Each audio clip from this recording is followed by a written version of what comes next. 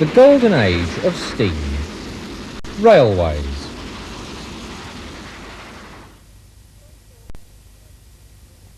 The social and commercial possibilities of the steam locomotive as a cheap source of motive power was soon realised in the early part of the last century, and several different designs were quickly produced. One of the first locomotives to be built was Timothy Hackworth's Locomotion, which was put into service on the Stockton and Darlington Railway. A replica is seen here running at the Shildon Parade of 1975. Note the rather spindly rods and vertical cylinders which were typical of these early machines.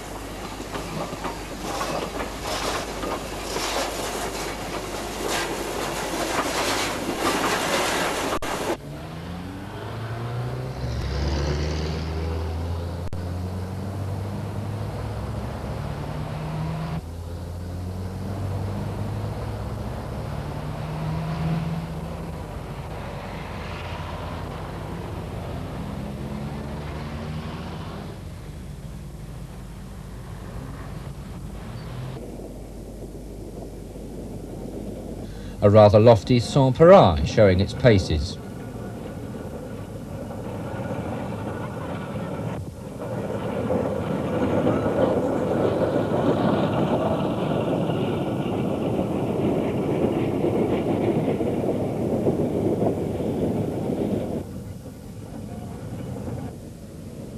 Perhaps the most famous locomotive of all, Rocket, pulling a somewhat austere passenger carriage.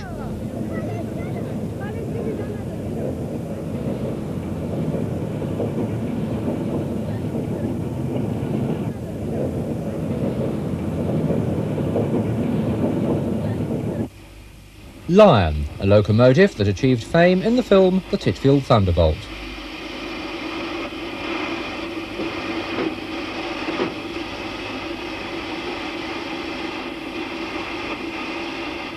All of these designs were built to the standard railway gauge of 4 feet 8.5 inches. However, the Great Western Railway in its infancy built its track to the broad gauge of 7 feet and a quarter of an inch. One of its first locomotives was the Iron Duke, a replica of which is seen running in Hyde Park, London.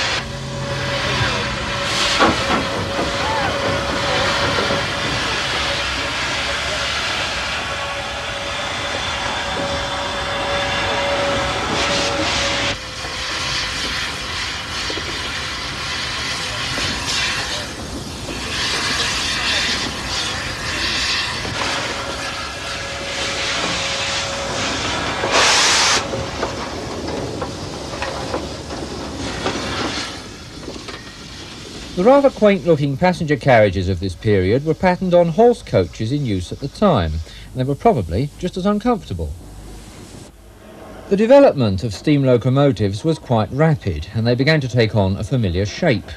It's perhaps hard to believe that this locomotive was built less than 30 years after the birth of the Rocket. Wantage Tramway No. 5 is a four-coupled well tank locomotive. In 1890, the Lancashire and Yorkshire Railway built this industrial tank locomotive, a class forever known by the rather unflattering term pugs. In the 1880s, the Great Northern Railway built their elegant Stirling singles. Note the huge 8-foot driving wheel which was thought necessary at that time for high-speed running. Another flyer of the same period was the London and North Western Railway's Hardwicke, one of the precedent class.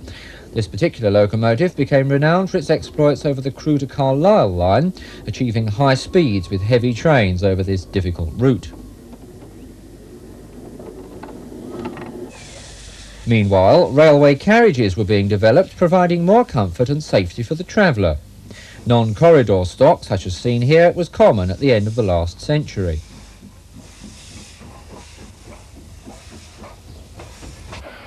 Eventually, corridor stock was built, depicted here in this rather mixed bag from the 1920s.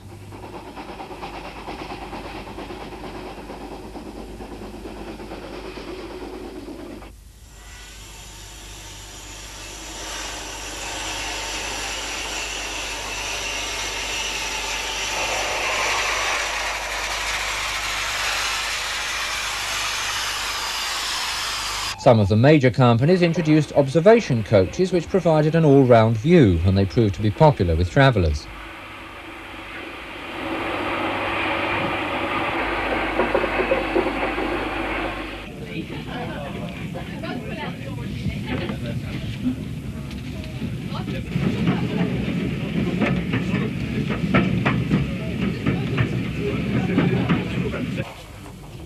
A rather more practical innovation was the provision of dining facilities on long-distance trains, as shown here with a rather merry bunch of passengers.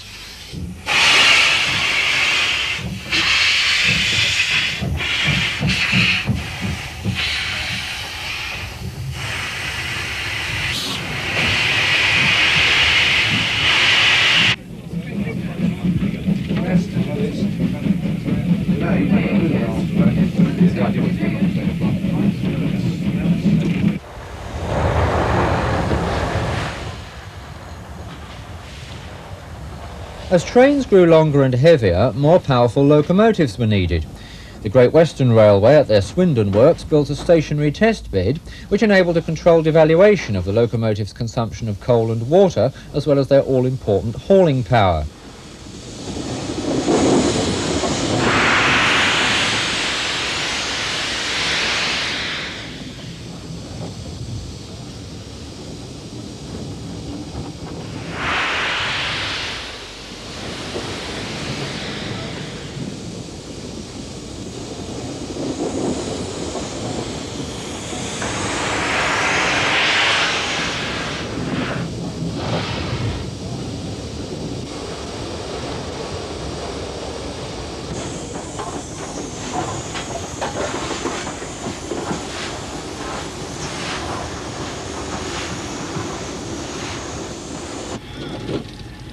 After completion, the locomotive is moved out of the shed on a traverser, a neat way of moving 76 tons. This particular locomotive is Chester Castle, one of the famous castle class designed and built at Swindon. Another fine GWR series was the King class, and here is King George V seen at Paddington, also filmed from the air en route to Didcot.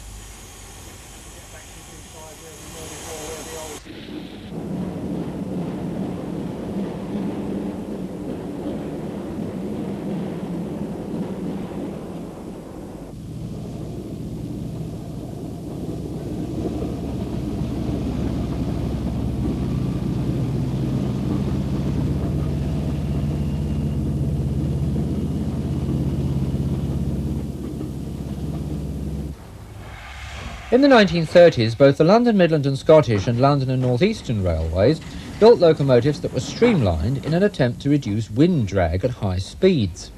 From the LMS came the Coronation or Duchess class, and here is a rare clip of number 6227 Duchess of Devonshire leaving Carlisle on the southbound Coronation Scott, filmed in 1938.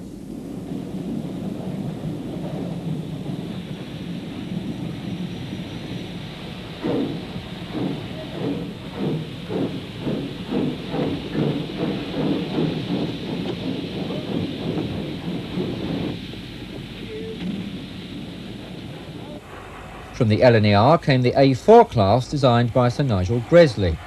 Number 4498 was named after its designer, and we see it here leaving Marylebone Station and then at different locations en route to Stratford-upon-Avon.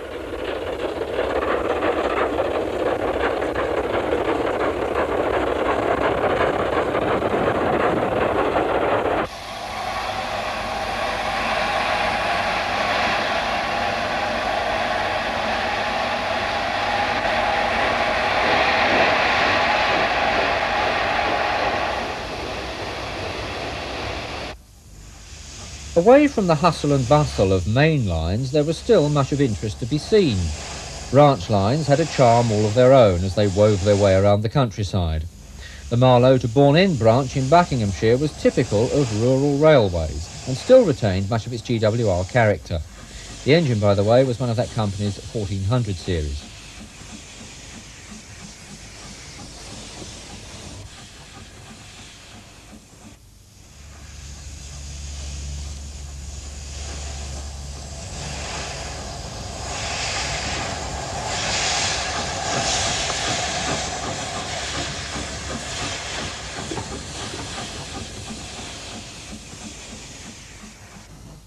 Signal boxes on branch lines were usually smaller and less complex than their mainline counterparts, although this particular box looks anything but easy to operate.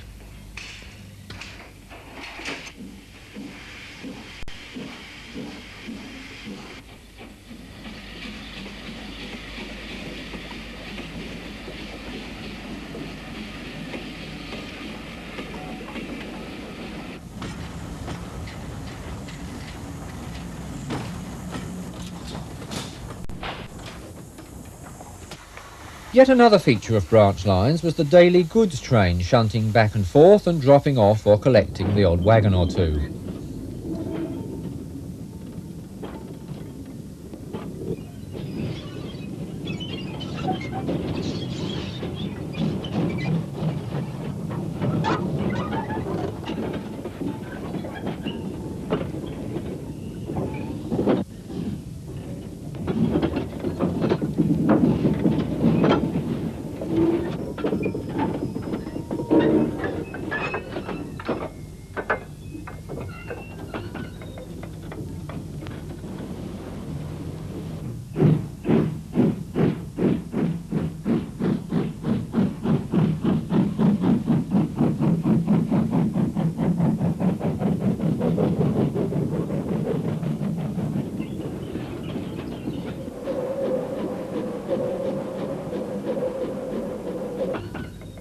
Although the bane of motorists, level crossings were a common sight on branch lines and were often operated by hand, as seen here.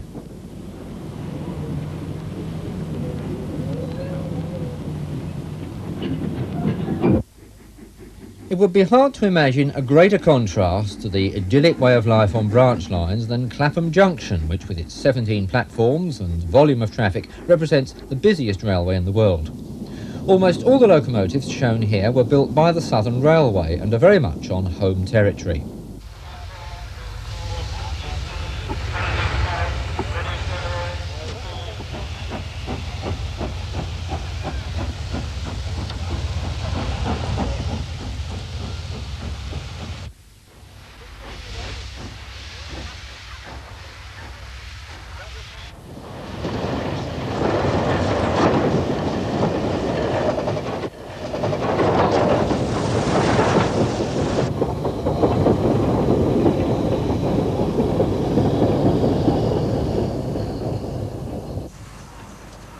One of the many trains that passed through Clapham Junction was the Channel Islands boat train, which ran from Waterloo to Weymouth. In Weymouth Harbour, the train had to weave its way around the quayside, with often very little clearance on either side of the train.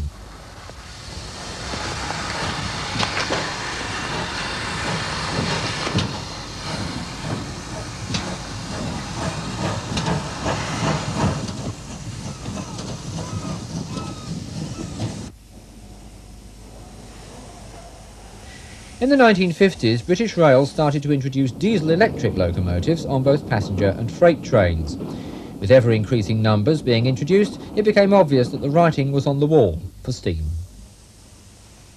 This driver, oiling a Class 5 locomotive, will soon be at the controls of a diesel engine, a radical change for him. The fireman's skill and muscle power will become a thing of the past.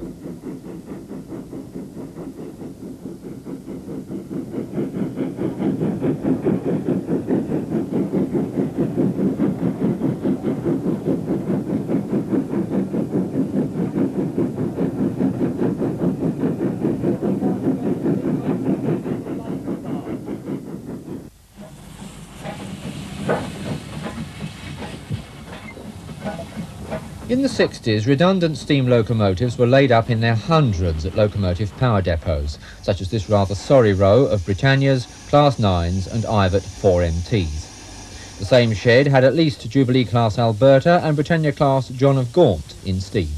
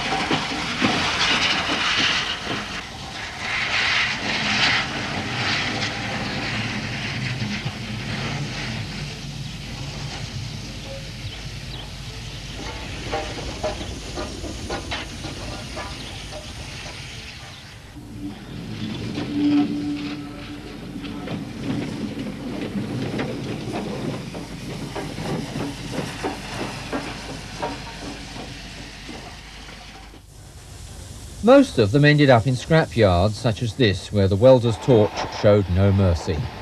Could we be looking at tomorrow's cars, cookers and razor blades?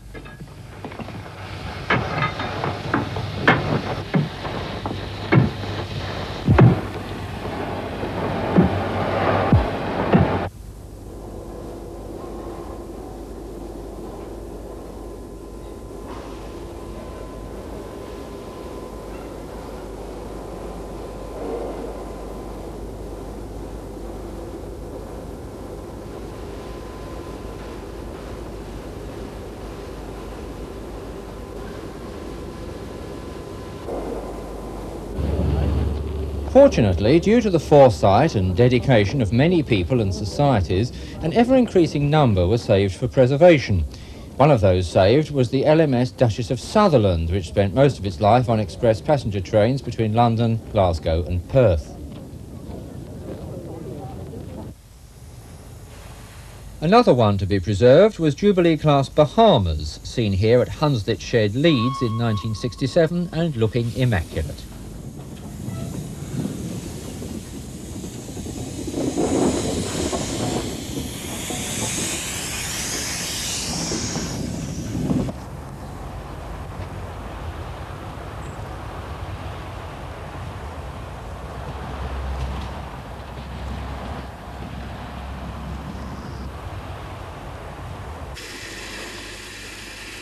Jumping forward 22 years to 1989, we see Bahamas on a mainline special at Garsdale en route from Leeds to Carlisle.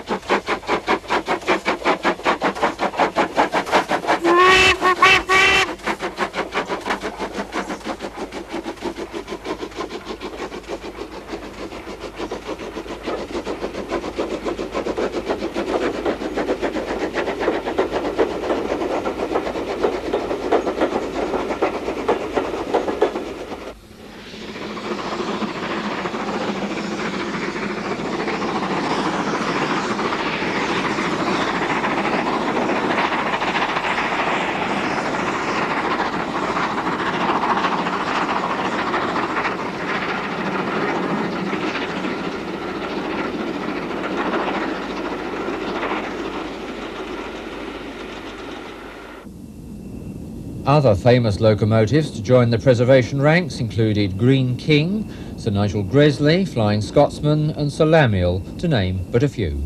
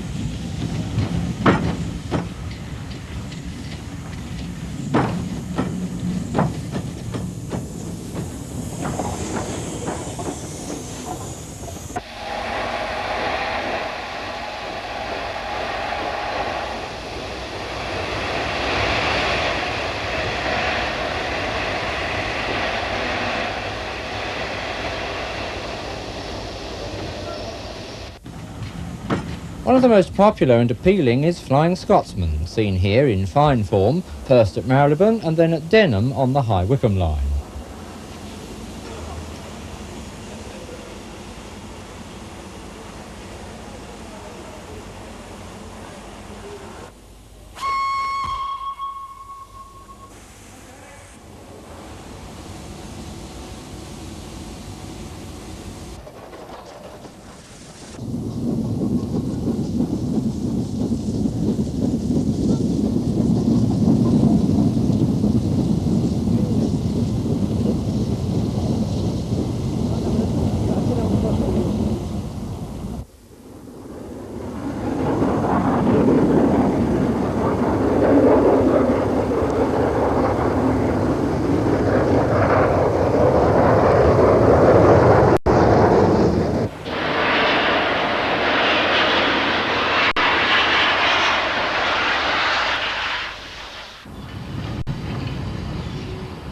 A preserved member of the Southern Railway Merchant Navy class is Clan Line, one of a series of quite advanced designs by O.V. Bully.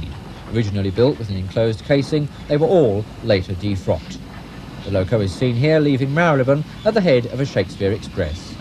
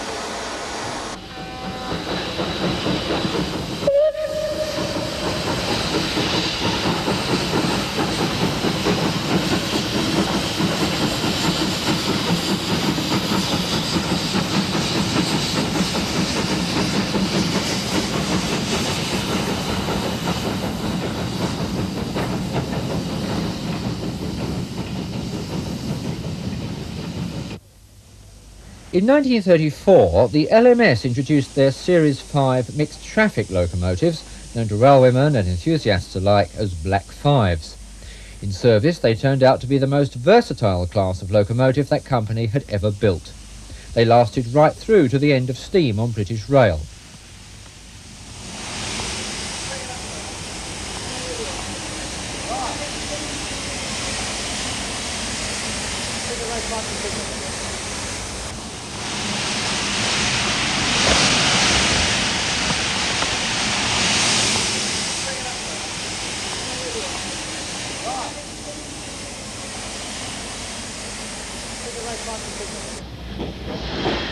In 1966, Black Fives were still operating on trains between London and Nottingham. We take a short trip on board, hauled by a Black 5 between Marylebone and Harrow on the Hill.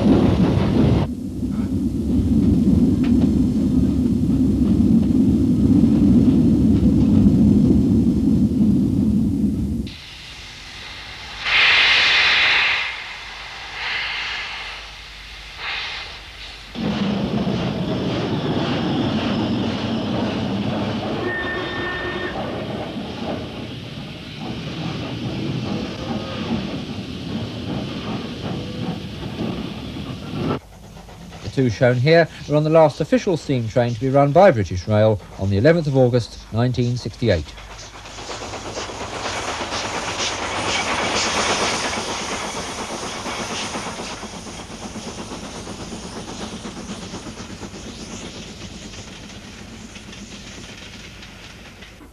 A long way from London, a preserved Black 5 leads a steam special out of Appleby and on its way to Leeds.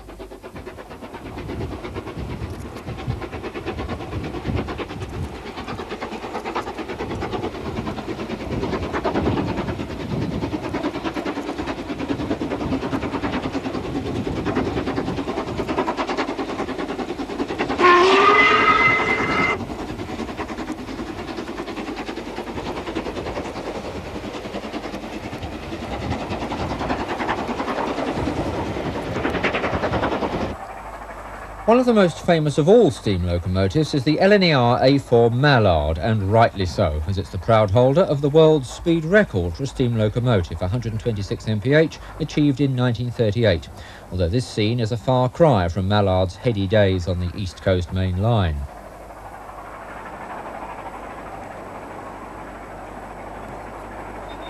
Mallard puts up a creditable performance on the Sutherland-Carlisle line, seen here passing the backdrop of Mallerstang Common and eventually reaching the summit at Ays Gill.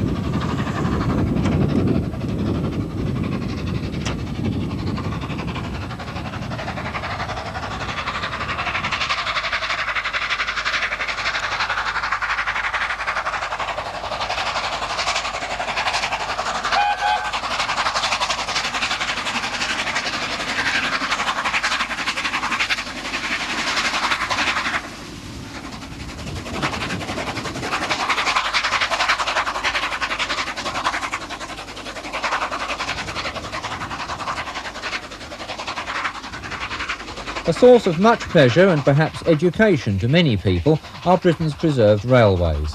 And in the following extracts we pay tribute to the multitude of volunteers and societies who've helped to preserve part of our national heritage.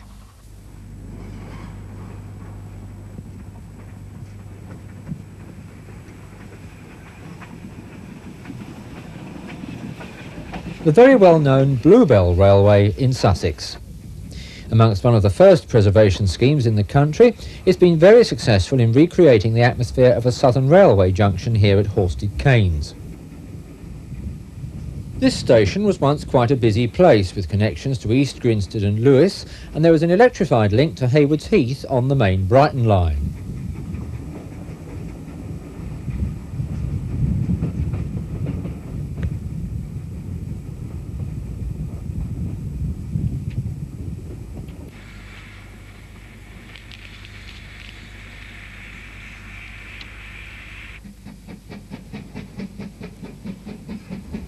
Loco number 1618 is one of the 4 preserved survivors of Maunsell's U-class. It was built in 1928 and as number 1618 was put to work in the Guildford area. Eventually it was sent for scrap, like so many other locomotives, to Barry Island near Cardiff.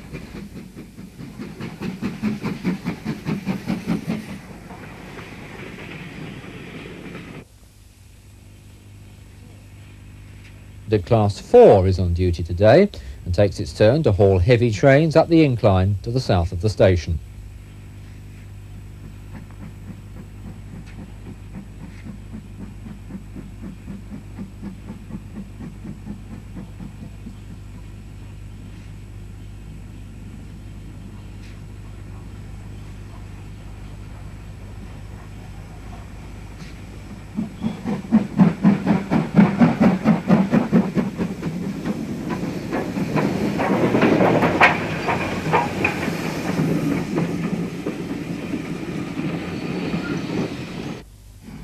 As there are no turntables on the Bluebell, engines have to run backwards on their return working.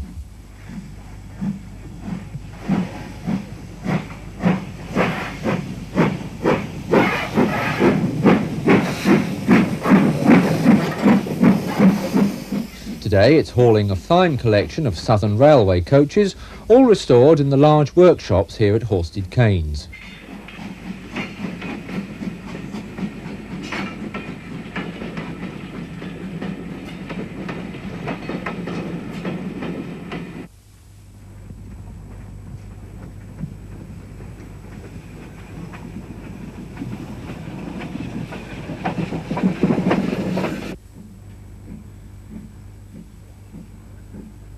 A BR loco, number 75027, was built in 1954 at Swindon Works.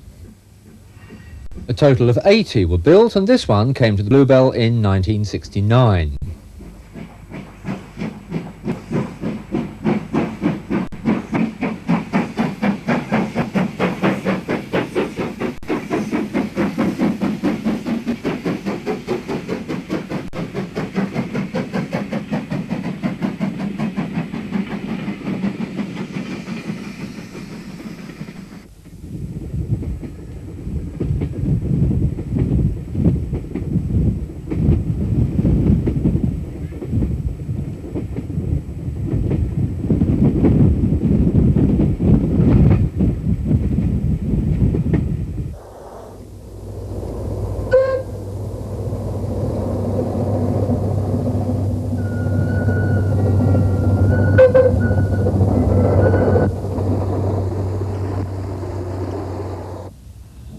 The Festiniog Railway. A busy weekend for this popular narrow gauge railway in North Wales. They're celebrating 150 years of service.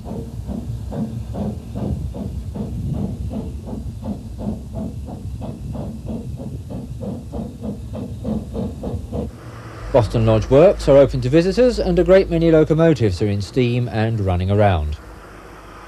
Most of them look very odd and some of them run on oil instead of coal.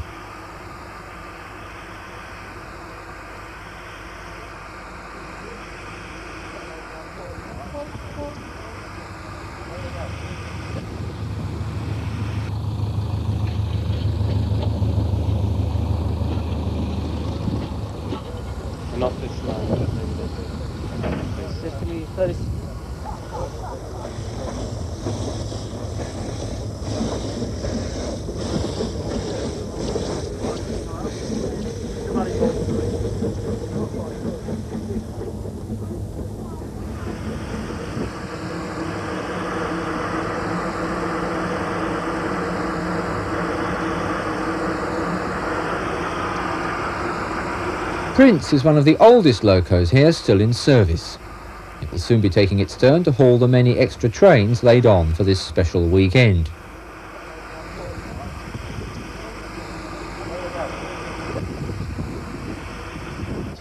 On loan from the Leighton Buzzard narrow gauge railway is the De Winton Challoner. Also here with it is Hunslet Britomart.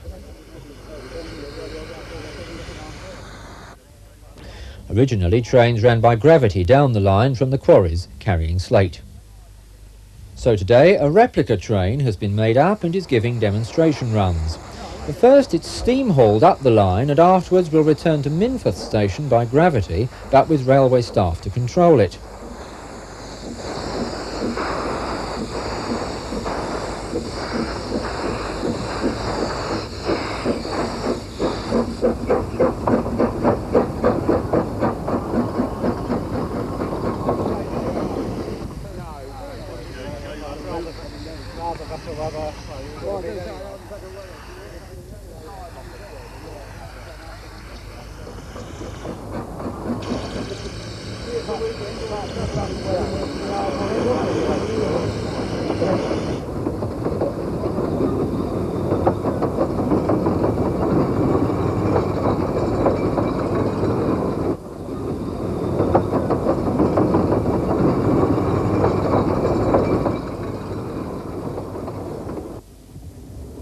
Today the line is a great tourist attraction and packed trains travel up the line to Blaenau Ffestiniog.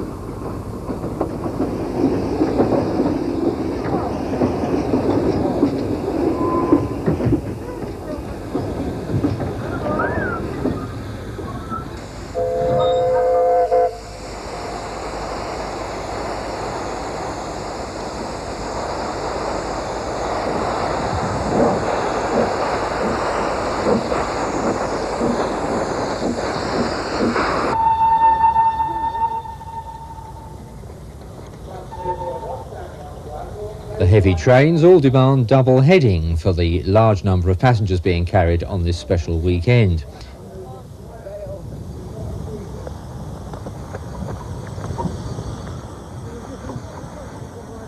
Here at Blaenau Ffestiniog, passengers can change onto a local BR diesel train.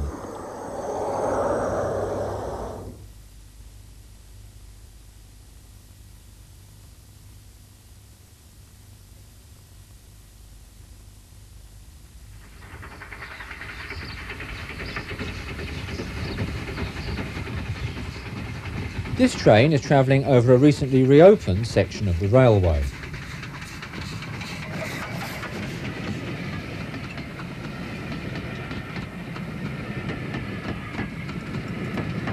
It's on its way to Northiam station, which has been restored to its original rural condition, apart from longer platforms which are needed for the greatly increased traffic now running on the line.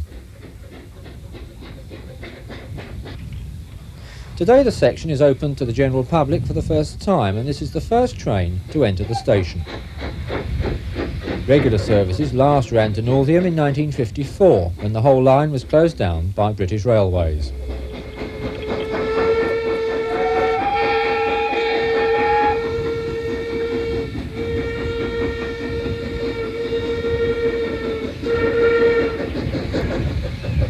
Preservationists have struggled since 1961 to restore the line, and they succeeded in reopening 4 miles of track from Tenterden to Wittersham Road. Developing this section of the line has made the Kent and East Sussex Railway into the longest standard gauge preserved line in the South East.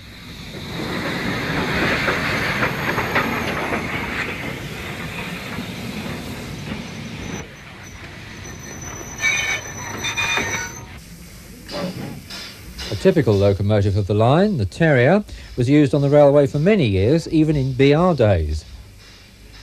The very important job of watering up has to take place here.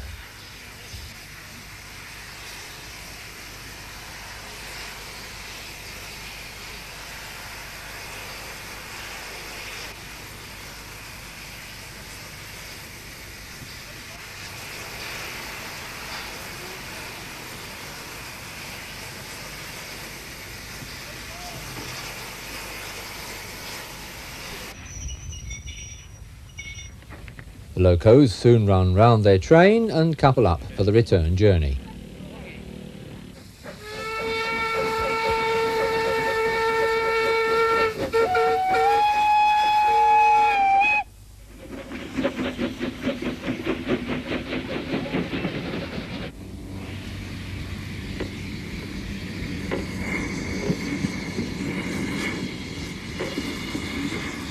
There's a speed restriction on this bridge, so trains approach it with care.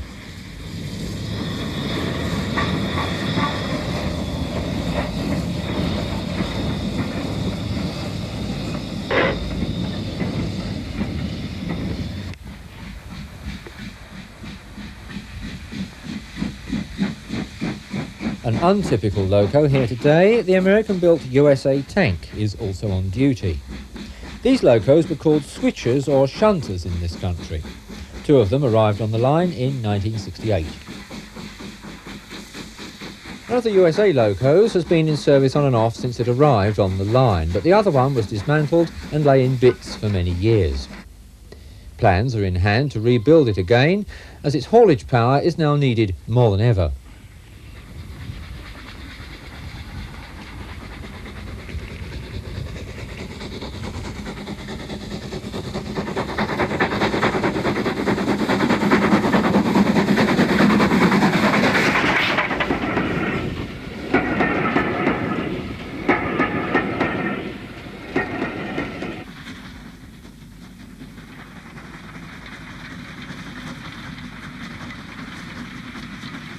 The railway ran an intensive service and 3 trains were in action all day.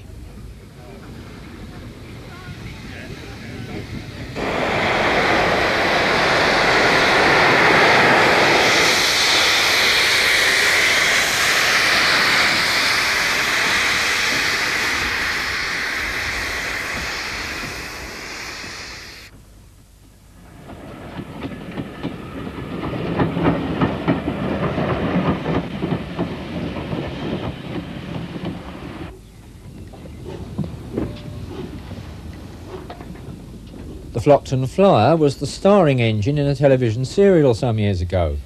Today, the Flockton Flyer is a pannier preparing for the first train of the day, early in the summer season at Minehead on the West Somerset Railway.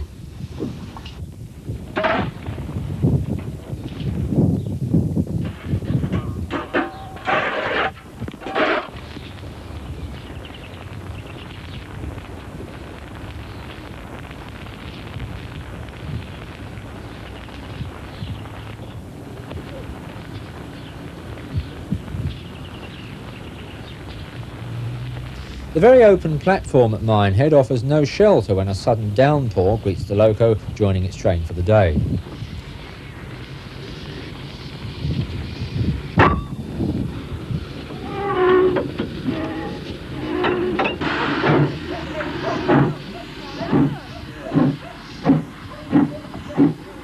There's a huge Butlins holiday camp next to the railway. One would expect many more passengers to take a ride on the Flockton Flyer on a dull day such as this one.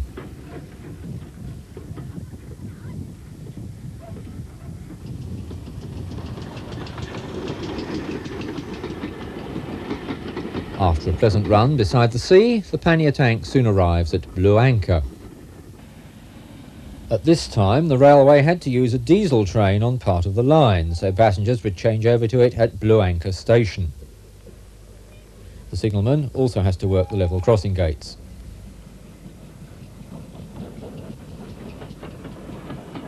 The railway is negotiating to run steam trains all the way to Taunton one day.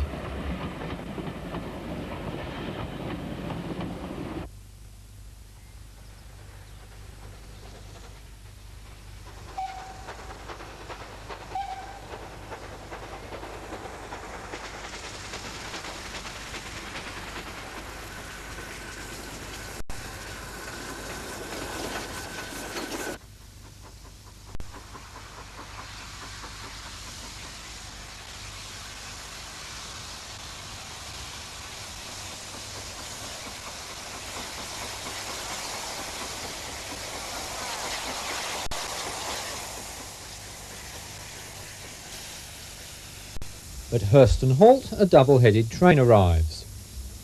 The leading engine has just been completely overhauled and they're running it in for a while.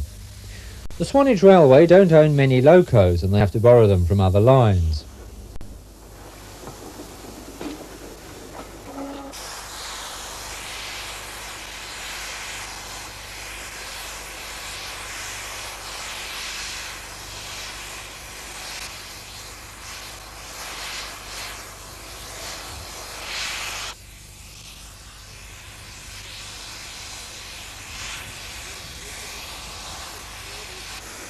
The train is waiting here for another one to pass.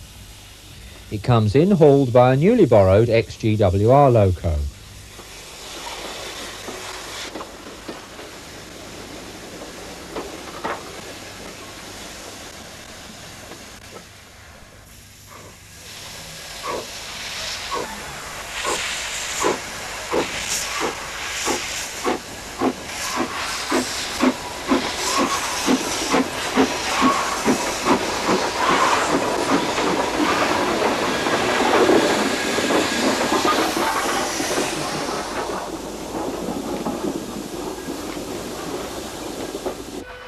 At Harman's Cross, the present end of the line, there's a steep gradient on the approach to the platforms.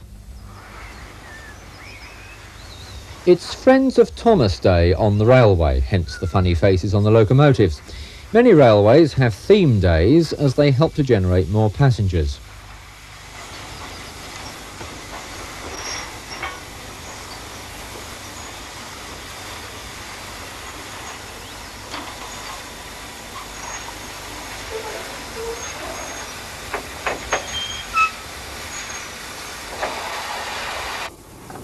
But first, the freight train on the other track must move so that the passenger train engine can run round. The diesel shunter is one of the familiar 08 class.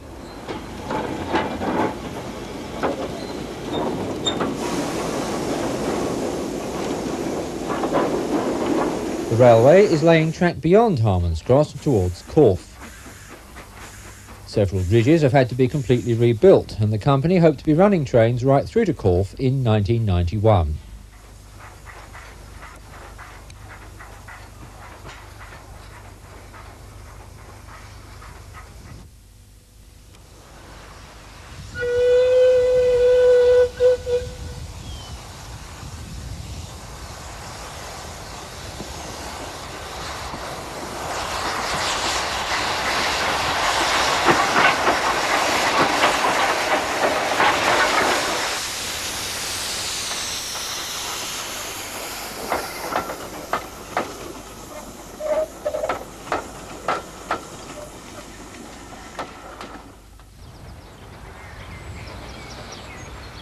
Meanwhile, the newly acquired engine approaches Hurston Halt.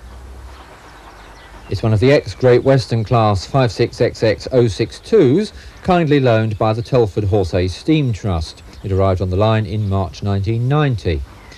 It immediately proved to be a useful and capable engine on the heavier trains now running on the line. At least it keeps the Great Western fans happy.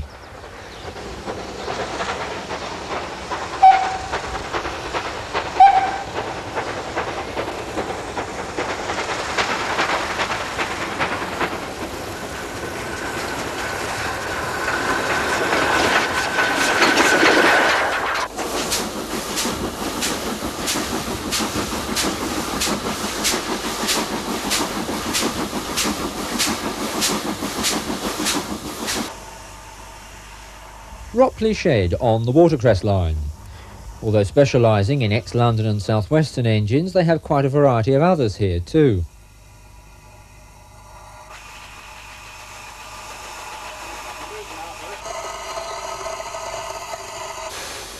At Alton, steam trains meet passengers who have travelled down from London by electric train.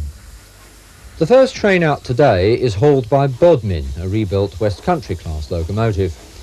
It arrived from Barry one day just a pile of rust, and after many years of restoration it's one of the railway's finest engines. At Alresford, an XBR locomotive waits for an incoming train to pass and clear the line before it sets off.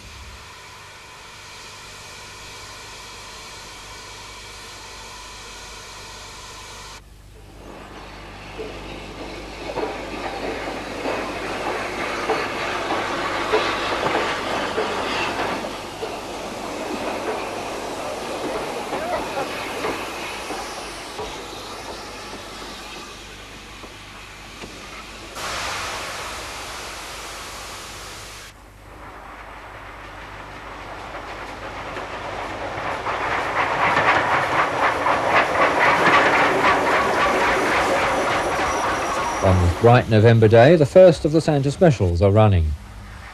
To cope with the huge numbers of children wanting to see Santa Claus in a steam train, they've had to divide the line into two sections so that they can have two Father Christmases on duty, hoping that none of the children take two rides. Just outside Alton Station, trains have to tackle a heavy gradient. It's preserved railways like these that keep the vintage trains and traditional steam engines going, giving pleasure to many people and reviving memories of local steam train journeys that were part of everyone's lives when going to school and then to work.